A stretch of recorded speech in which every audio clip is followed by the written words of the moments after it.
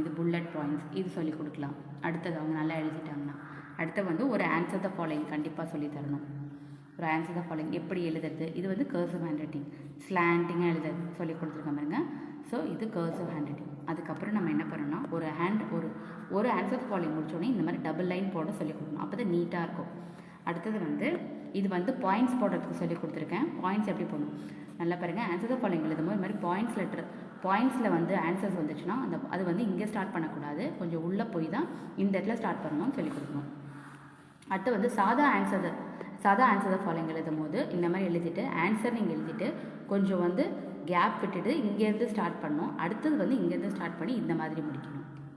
So இதுதான் வந்து answer the following. So இந்த வந்து இங்கே எழுதக்கூடாது, இங்கே தான் எழுதணும். அடுத்து வந்து மேட்ச் த ஃபாலோயிங் பாருங்கள். இந்த ஹைஃபன் எல்லாமே சேமாக வரணும். இந்த ஹைஃபன்லாம் சேமாக வந்ததுக்கப்புறமா இங்கேருந்து தான் அவங்க ஸ்டார்ட் பண்ணணும். கண்டிப்பாக இங்கே போய் ஸ்டார்ட் பண்ணக்கூடாது. பிகாஸ் இந்த இடத்துல வந்து ஆன்சர் வந்து பெருசாக இருந்தாலும் இருக்கலாம். பட் இந்த இடத்துல எவ்வளோ பெருசாக இருந்தாலும் அடுத்தது ஹைஃபன் போட்டு நம்ம இங்கேருந்து அந்த ஹைஃபன் போட்டு பக்கத்தில் இருந்து தான் ஆரம்பிக்கும். இது மேட்ச். அடுத்தது வந்து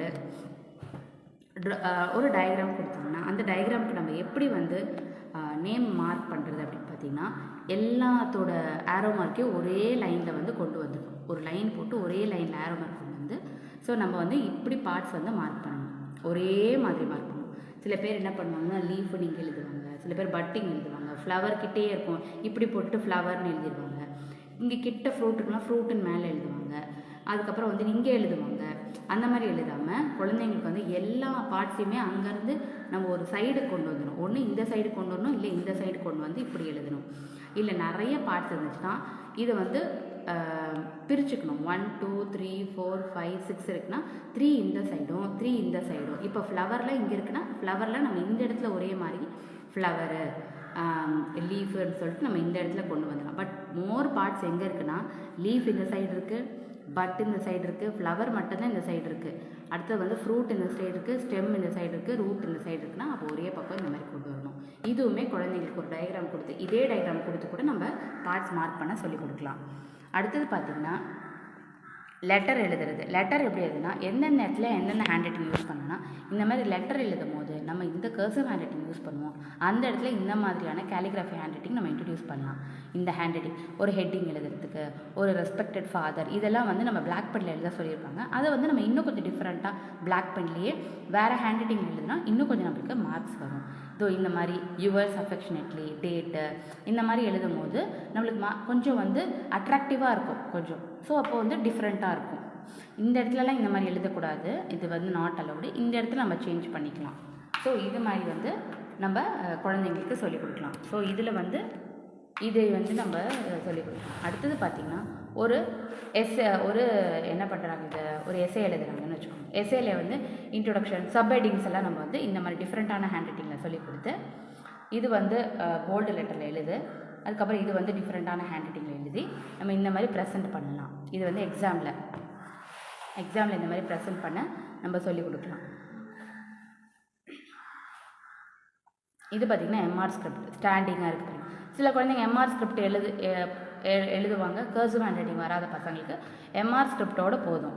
சில பேரண்ட்ஸ் என்ன சொல்லுவாங்கன்னா என் பசங்க வந்து இந்த ஹேண்ட் ரைட்டிங்கே போதும், இதுவே நீட்டாக எழுதுனா போதும், எனக்கு கர்சிவ் ஹேண்ட் ரைட்டிங் வேணான்னு சொல்லுவாங்க சில பேரண்ட்ஸு.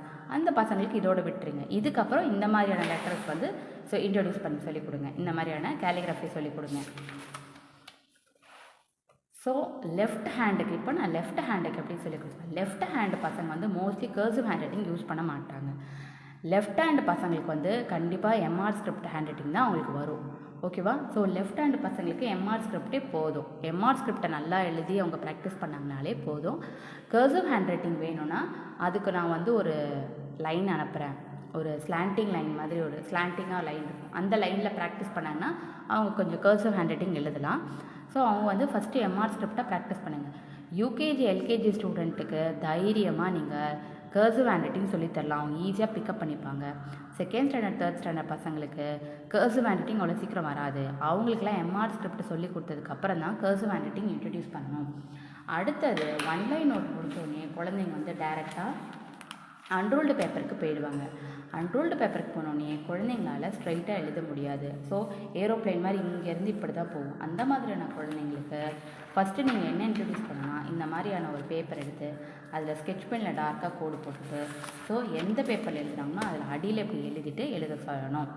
இது எதுக்குன்னா அவங்களுக்கு ப்ராக்டிஸ் கொடுக்கறதுக்கு, எப்படி வர்றதுன்னு ப்ராக்டிஸ் கொடுக்கறதுக்கு நம்ம என்ன பண்ணோன்னா இந்த இடத்துல லைன்ஸ் தெரியும். ஸோ இந்த மாதிரி எழுத நம்ம கற்றுக் கொடுக்கலாம். எல்லா பேப்பர் கடியிலையுமே இந்த மாதிரி எழுது அன்ரோல்டு பேப்பர் அடியில் வந்து இதை வச்சிட்டோன்னா அவங்களுக்கு லைன்ஸ் நல்லா தெரியும்.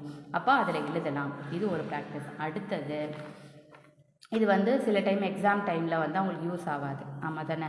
ஏன்னா எக்ஸாம் டைமில் இந்த மாதிரி அலோவ் பண்ண மாட்டாங்க. அந்த டைமில் நம்ம என்ன பண்ணலான்னா இந்த மாதிரி ஸ்கேலை வச்சு எழுத சொல்லி கொடுக்கலாம். ஸ்கேல் வச்சுட்டு குழந்தைங்கள வந்து இப்படி வச்சுக்கிட்டு அவங்க என்ன பண்ணலாம், ஒரு லைன் மாதிரி வச்சுக்கிட்டு இப்படி எழுத சொல்லலாம். இந்த இடத்துல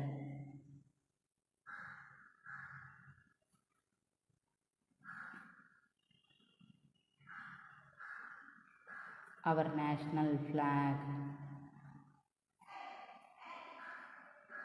is tricolor. ஸோ அப்போ ஸ்ட்ரைட்டாக வரும். அடுத்த லைனுக்கு வரும்போது அடுத்த லைன் வரும்போது கொஞ்சம் மேலே, இந்த இடத்துல மேலே, ஏன்னா டிசெண்டர் லூப் வரும்போது கொஞ்சம் கேப் வேணும்ல. அப்போ வந்து நம்ம இந்த இடத்துல இப்படி எழுதி சொல்லி கொடுக்கலாம். அடுத்தது இன்னொரு எப்படின்னா இந்த மாதிரி பேப்பரை மடக்கி ஒரு எதுவுமே இல்லை எழுதாத பேப்பர் இந்த மாதிரி மடக்கி ஸ்கேல் வந்து கொஞ்சம் கையில் படுற மாதிரி இருக்குன்னா இந்த மாதிரியான பேப்பரை நம்ம வச்சுக்கிட்டு இந்த மாதிரி எழுதுறதுக்கும் நம்ம சொல்லலாம். இதெல்லாம் வந்து அன்ரோல்டு எழுதுறது.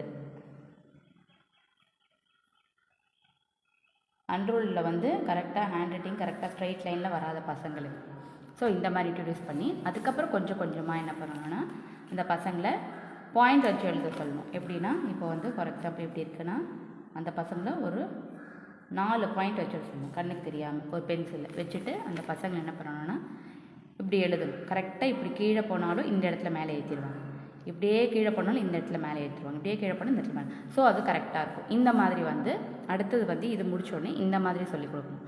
அடுத்தது வந்து இந்த பாயிண்ட்ஸை வந்து கம்மியாக்கணும். 1.2 1.3 பாயிண்ட் ஆகும். அடுத்தது 2 பாயிண்ட். அதுக்கப்புறம் அவங்களே எழுத ஆரம்பிச்சிடுவாங்க. இதில் பார்த்திங்கன்னா அன்ரோல்டு பேப்பரில் வந்து மொத்தம் 15 லைன்ஸ் தான் இருக்கணும். 15 லைன்ஸ் மேலே எழுதக்கூடாது. 15 லைன்ஸ் தான் இருக்கணும். 15 லைன்ஸ் நம்ம கவுண்ட் பண்ணி பார்த்தா 15 லைன்ஸ் தான் இருக்கணும். 15 லைன்ஸ் மேலே எழுதக்கூடாது. 1 2 3 4 5 6 7 8 9 10 11 12 13 14 15 15 லைன்ஸ் தான் இருக்கணும். 15 லைன்ஸ் மேலே எழுதக்கூடாது. ஓகேவா? ஒரு பேஜில் குட்டி குட்டியாக எழுதுறது அந்த மாதிரி பண்ணக்கூடாது. ஸோ இதுதான் ஹேண்ட் ரைட்டிங் டீச்சர் ட்ரைனிங்கில் நம்ம வந்து ஃபினிஷ் பண்ணிட்டோம். ஸோ உங்களுக்கு ஏதாவது டவுட் இருந்தால் என்கிட்ட கேளுங்க. உங்களுக்கு ஏதாவது டவுட் இருந்துச்சு, ஏதாவது வந்து பண்ண தெரியல அப்படின்னா கேளுங்க. நான் திருப்பியும் சொல்கிறேன், குழந்தைங்களுக்கு வந்து 4 lines different from 1 line note. அடுத்தது வந்து பென்சில் பொசிஷன் இஸ் இம்பார்ட்டண்ட். அடுத்தது வந்து பென்சில் எப்படி ஹோல்டு பண்ணுறதுன்னு இட்ஸ் வெரி இம்பார்ட்டண்ட். அடுத்தது வந்து கர்சிவ் ஹேண்ட் ரைட்டிங் எடுத்தோடனே அம்மா வந்து பேரண்ட்ஸ் வந்து கர்சிவ் ஹேண்ட் ரைட்டிங் எழுத சொல்லி கொடுத்தாங்கன்னா நம்மளுக்கு வந்து குழந்தைங்களுக்கு ஹேண்ட் ரைட்டிங் சொல்லி கொடுக்கறது ரொம்ப ரொம்ப ரொம்ப ரொம்ப கஷ்டம். ஆனால் அது பேரண்ட்ஸ்க்கு சைடில் தெரியாது. அதனால் நீங்கள் என்ன பண்ணுறீங்கன்னா ஃபஸ்ட்டு வந்து எம்ஆர் ஸ்கிரிப்ட் சொல்லிக் கொடுங்க. ஃபஸ்ட்டு வந்து 2 லைன்ஸ் அந்த 4 லைன்ஸில் எழுத சொல்லிக் கொடுங்க. அதே மாதிரி சார்ஜ் வந்து கண்டிப்பாக நீங்கள் வந்து 1 மந்த்துக்கு 500க்கு மேலே வாங்குங்க. தயவு செஞ்சு அதுக்கு கம்மியாக வாங்கவே வாங்காதீங்க. அது கம்மியாக வாங்கினீங்கன்னா ஒர்த்தே கிடையாது. 8 கிளாஸ்க்கு 500 வாங்குங்க. அதுக்கு கீழே வாங்கவே வாங்காதீங்க. அதே மாதிரி தினைக்கும் ஹேண்ட் ரைட்டிங் கிளாஸ் வைக்காதீங்க. ஏன்னா தினைக்கும் ஹேண்ட் ரைட்டிங் கிளாஸ் வச்சிங்கன்னா குழந்தைங்க எழுத மாட்டாங்க. ஏன் எழுத மாட்டாங்கன்னா அவங்களால ஃபுல்லாக கான்சென்ட்ரேட் பண்ண முடியாது. அவங்க எனர்ஜி லாஸ் ஆகும், அவங்களுக்கு போர் அடிக்கும். பிகாஸ் ஹேண்ட் ரைட்டிங் கிளாஸ் வந்து நான் சொன்ன மாதிரி எல்லா சென்ஸுமே இதில் வந்து ஒர்க் ஆகும். டச்சிங், அப்புறம் கவனிக்கிறது, அப்புறம் யோசிக்கிறது, அடுத்தது பார்த்து எழுதுறது, கண்ணு வந்து பார்த்து எழுதுறது, கண்ணு ஸ்ட்ரெயின் ஆகும், கை பிடிக்கும் போது இந்த விரலெல்லாம் வலிக்கும். ஸோ அதனால் வந்து குழந்தைங்க வந்து அந்தளவுக்கு எழுத மாட்டாங்க. அந்த மாதிரி இருக்கிற குழந்தைங்க வீக்லி 2 டேஸ் போதும். அந்த வீக்லி 2 டேஸ் தான் வரணும். ட்ராயிங்காவது பரவாயில்ல, கண்ணா பின்னான்னு வரைஞ்சிட்டு ஏதோ ஒரு கலர் கொடுத்தாங்கன்னா அது okay. Drawing is different from hand writing வந்து சொல்லிக் கொடுக்குறவங்களுக்கு வந்து ரொம்ப பொறுமை தேவை. அதே மாதிரி குழந்தைங்கள வந்து அடிக்காதீங்க, குழந்தைங்கள திட்டாதீங்க. குழந்தைங்களுக்கு வந்து 1000 வாட்டி கூட தப்பு சொல்லுங்கள், இது தப்பு திருப்பி எழுது, இது தப்பு அப்படின்னு சொல்லுங்களே தவிர குழந்தைங்கள அடிக்காதீங்க. குழந்தைங்க வந்து இப்போ ஏதாவது மிஸ்டேக் பண்ணால் கூட அதே மாதிரி கண்டிப்பாக இந்த குழந்தைங்க இப்படி எழுதுறாங்கன்னா கண்டிப்பாக அதில் ஏதாவது ஒன்று கரெக்ட் படிப்பாங்க. அதை வந்து ரொம்ப நல்லா பாராட்டுங்க. வெரி குட், சூப்பராக எழுதிருக்கியே, கரெக்ட், இதே மாதிரி எனக்கு எழுதி காட்டுறியா, நான் கண்ணை முடிக்கிறேன், நீ இதே மாதிரி எனக்கு எழுதி காட்டுறியான்னு நீங்கள் கேட்டு பாருங்கள். கண்டிப்பாக அவங்க ட்ரை பண்ணி அதே மாதிரி எழுதுவாங்க. பிகாஸ் ஹேண்ட் ரைட்டிங் வந்து ஏதாவது ஒரு விதத்தில் வந்து அவங்களுக்கு வந்துடும். பட் அதை கண்டினியூவாக அவங்களால எழுத முடியாது. அவங்களுக்கு வந்துருச்சுனாலே ஹேண்ட் ரைட்டிங் வந்துடும் தான் அர்த்தம். ஸோ நீங்கள் அடுத்தடுத்து ஈஸியாக தைரியமாக அடுத்தடுத்து நீங்கள் சொல்லிக்கிட்டே போகலாம். அதுக்கப்புறம் வந்து ஸ்பீட் ஹேண்ட் ரைட்டிங் பொறுத்த வரைக்கும், ஸ்பீட் ஹேண்ட் ரைட்டிங் எப்படின்னா ஒரு 10 வேர்ட்ஸ் கொடுத்துருங்க. இந்த ஸ்பீட் ஹேண்ட் ரைட்டிங் யாருக்கு நீங்கள் எடுக்கலான்னு பார்த்தீங்கன்னா, ஒரு 5th ஸ்டாண்டர்ட் குழந்தைக்கு எடுக்கலாம். ஒரு 10 வேர்ட்ஸ் கொடுத்துருங்க. 10 வேர்ட்ஸ் கொடுத்ததுக்கப்புறம் டைமிங் பார்த்துக்கோங்க. அவங்க வந்து ஒரு 10 வேர்ட்ஸை வந்து அவங்க வந்து ஒரு 5 மினிட்ஸில் எழுதுறாங்கன்னா அதே 10 வேர்ட்ஸை திருப்பியும் கொடுங்க. அவங்க எத்தனை நிமிஷத்தில் எழுதுறாங்க. இப்போ 6 மினிட்ஸ் எழுதுறாங்கன்னா அவங்க வந்து அதிகமாக எழுதுறாங்க. திருப்பியும் அவங்களுக்கு ப்ராக்டிஸ் கொடுக்கணும். அப்போ அவங்க வந்து 4 மினிட்ஸ் எழுதுறாங்கன்னா அவங்க அதை 3 மினிட்ஸ் ஆக்குறாங்கன்னா அந்த மாதிரி கம்மியாக எழுதணும். அதே சமயம் ஹேண்ட் ரைட்டிங் அழகாக இருக்கணும். இது ஸ்பீட் ஹேண்ட் ரைட்டிங். அதே சமயம் லூப் எல்லாம் அதே மாதிரி கண்ட இடத்துல லூப் போட்டால் அலோவ் பண்ணாதீங்க. கண்ட இடத்துல லூப் போடக்கூடாது. எந்த இடத்துல தான் லூப் வருமோ அந்த இடத்துல மட்டும் தான் லூப் வரும். எந்த இடத்துல லூப் வராதோ அந்த இடத்துல லூப் வராது. அதுவும் இல்லாமல் ஒன்லைன் ஹேண்ட் ரைட்டிங்கில் நீங்கள் பார்த்தீங்கன்னா இதில் தெரியும், எந்த இடத்துலையுமே நான் லூப் போட்டிருக்க மாட்டேன். இப்போ பாருங்கள், இந்த எல்லில் லூப் வந்து அதுவும் லைட்டாக தான் லூப் இருக்கும். வேறு எந்த இடத்துலையுமே லூப் இருக்காது. ஸோ இதில் லூப் வருது பார்த்தீங்கன்னா, நீங்கள் இதில் பார்த்தீங்கன்னா பாருங்கள், ரொம்ப லூப்பே வராது. இல்லை பாருங்கள், லூப்பே இருக்காது. இதில் தான் லூப், அது எண்டில் லூப் போட்டிருக்கேன் தவிர மற்ற எல்லாமே ஓவர் லூப்பு தான் இருக்கும். ஓவர் லூப்னால் அது மேலே எழுதி லூப்பே தெரியாத அளவுக்கு திருப்பி அது மேலே திருப்பி ரிவர்ஸ் இருக்குது. ஸோ இந்த மாதிரி இருந்தால் தான் ஹேண்ட் ரைட்டிங் நல்லாயிருக்கும். நம்ம கண்ட இடத்துல லூப் போட்டுகிட்டே இருந்தோம்னா, ஒன்லைன் நோட்லாம் நம்ம லூப் போட்டோம்னா ஹேண்ட் ரைட்டிங் வந்து மெஸ் ஆகிடும். நிறைய இருக்கிற மாதிரி இருக்கும், நிறைய இருக்கிற மாதிரி இருக்கும். ஓகே, அதனால் வந்து இந்த ஒன்லைன் நோட்டை பொறுத்த வரைக்கும் லூப் போடாதான்னு சொல்லிடணும். லூப்பே எனக்கு தெரியக்கூடாது, சின்ன லூப்பு தான் இருக்கணும். அதை பாருங்கள், இந்த கீழே எவ்வளோண்டு லூப் இருக்குது, அந்த மாதிரி நீங்கள் எக்ஸ்பிளைன் பண்ணணும். நீங்கள் எவ்வளோக்கு எவ்வளோ குழந்தைங்களுக்கு அதே மாதிரி கண்டிப்பாக அவங்க தப்பு பண்ணுவாங்க. நான் நிறைய உங்களுக்கு வந்து ஒர்க் ஷீட்ஸ் அனுப்புகிறேன், ஸ்டூடெண்ட்ஸ் எழுதுனது எல்லாம் அனுப்புகிறேன். ஸோ தப்பு பண்ணுவாங்க. இருந்தாலும் நம்மளுக்கு பேரண்ட்ஸ்க்கு வந்து ஹேண்ட் ரைட்டிங் எப்போ என் பையன் என் பொண்ணு வந்து எப்போ முடிப்பாங்க, எப்போ எழுத கற்றுப்பாங்கன்னு கேட்கும்போது நீங்கள் 3 மந்த்ஸ் சொல்லணும். கண்டிப்பாக நம்மளுக்கு வந்து 21 கிளாஸ் தேவை. 21 to 25 கிளாஸ் நம்மளுக்கு தேவை. குழந்தைங்களோட கர்சிவ் ஹேண்ட் ரைட்டிங் கொண்டு வரதுக்கு நம்மளுக்கு 25 டேஸ் நம்மளுக்கு தேவை. அப்போது 3 மந்த்ஸ் ஆகும். 8 கிளாஸஸ்னால் 3 மந்த்ஸ் ஆகும். 1 மந்த் ஆகும். அப்போனா ஒரு கிளாஸை கண்டினியூஸாக இந்த ஹேண்ட் ரைட்டிங் கிளாஸை கண்டினியூஸாக எடுக்கக்கூடாது. வீக்லி 2 டேஸ் தான் எடுக்கணும். ஓகே, அடுத்து வந்து இது வந்து டியூஷன் மாதிரி கிடையாது, இது வந்து ஒரு கோர்ஸ் மாதிரி. அதனால் கண்டிப்பாக எடுக்கக்கூடாது. அதே மாதிரி வந்து ப்ராப்பர் பென்சில் எடுத்துகிட்டு வரணும் அவங்க குழந்தைங்க. அதே மாதிரி பென்சிலை பொறுத்த வரைக்கும் பென்சில் வந்து பென் சைஸில் தான் இருக்கணும். சின்ன குழந்தைங்க வந்து பெரிய பென்சில் எடுத்துகிட்டு வரக்கூடாது. இந்த அளவுக்கு தான் பென்சில் இருக்கணும். பிகாஸ் பென்சில் பிடிக்கும் போது பென்சில் மேலே வந்து ஓவர் வெயிட்டாக இருக்கும். குழந்தைங்களுக்கு வந்து ஹேண்ட் ரைட்டிங் வந்து வெயிட் அதிகமாக இருக்கிறனால ஹேண்ட் ரைட்டிங் வந்து அந்த சீக்கிரம் உங்களால் பேலன்ஸ் பண்ண முடியாது. ஸோ பென்சில் எழுதும் போது பென் சைஸில் தான் இருக்கணும். அதே மாதிரி பென்சில் வந்து பெருசாக இருந்தாலும் ஷார்ப் பண்ணி இந்த அளவு கொண்டு வந்துடுங்க. அடுத்தது பார்த்திங்கன்னா, மேலே வந்து இந்த மாட்டிக்கிறது, இந்த ரப்பர் மாட்டிக்கிறது, இல்லை மூடி எடுத்து மாட்டிக்கிறது, அதெல்லாம் எடுத்துடணும். அதெல்லாம் வைக்கக்கூடாது. அதெல்லாம் இருந்துச்சுன்னா ஹேண்ட் ரைட்டிங் அவங்க நல்லா எழுதிட்ட பிறகு வேணால் வச்சுக்கிட்டோம். ஸோ இதெல்லாம் ஸ்டார்டிங்லாம் அலோவ் பண்ணாதீங்க.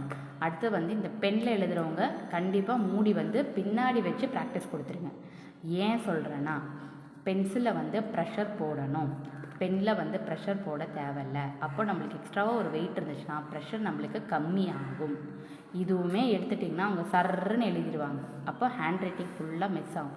அதனால் இப்போ கண்டிப்பாக பென் வந்து மூடி வந்து பின்னாடி இருக்கட்டும், பின்னாடி இருந்தே எழுதட்டும். அதே மாதிரி ரொம்ப தடியான பென்னு, பெரிய இந்த மாதிரி பெண்ணை வந்து யூஸ் பண்ணக்கூடாது. பென்சில் எந்த சைஸில் இருக்கோ அதே சைஸில் இருக்கிற பெண்ணையே யூஸ் பண்ண சொல்லுங்கள்.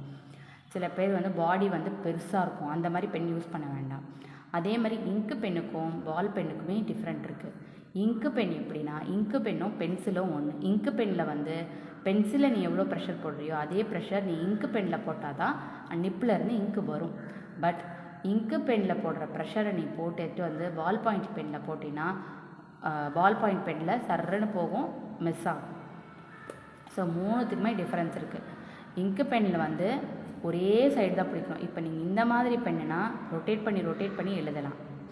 பென்சில்னாலும் ரொட்டேட் பண்ணி எழுதலாம். இங்கு பெண்ணை ரொட்டேட் பண்ண முடியாது. ரொட்டேட் பண்ணிங்கன்னா நிப்பு வந்து வேறு சைடு போயிடும். ஸோ அதனால் இங்கு பெனில் ஃபஸ்ட்டு நீங்கள் வந்து ஹேண்ட் ரைட்டிங் சொல்லி கொடுத்தீங்கன்னா அவங்கள டக்குன்னு நம்ம சீக்கிரமாக பால் பாயிண்ட் பென்னுக்கு நம்ம கொண்டு வர முடியாது. அதனால் பால் பாயிண்ட் பெனில் நீங்கள் சொல்லி கொடுத்துட்டு அடுத்தது இங்கு பெனில் சொல்லிக் கொடுங்க. ஓகே. ஸோ இதோட வந்து ஹேண்ட் ரைட்டிங் டீச்சர் ட்ரைனிங் வந்து இங்கிலீஷில் முடிஞ்சிருச்சு. ஸோ ஏதாவது டவுட் இருந்தால் நீங்கள் என்கிட்ட கேளுங்க. So thank you so much.